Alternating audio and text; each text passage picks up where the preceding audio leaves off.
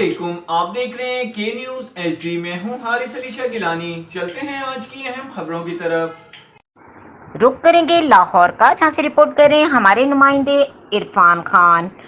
Pakistan Tehreek Insaf PTI के रहनुमा फयाजुल हसन चौहान का कहना है कि पंजाब हुकूमत बजट सादा अक्सरियत से पास कराने के काबिल नहीं। पंजाब असम्बली में मीडिया से गुफ्तगू करते हुए फयाजुल हसन चौहान ने कहा कि हमजा शहबाज की गैर कानूनी हुकूमत ने पीटीआई अरकान पर पर्चे दर्ज करने की कोशिश की, बजट पास कराने के लिए आमराना रवैया इख्तियार कर रखा है। उन्होंने कहा कि ज़िमनी इलेक्शन का शेड्यूल आने के बाद तबादले नहीं किए जा सकते।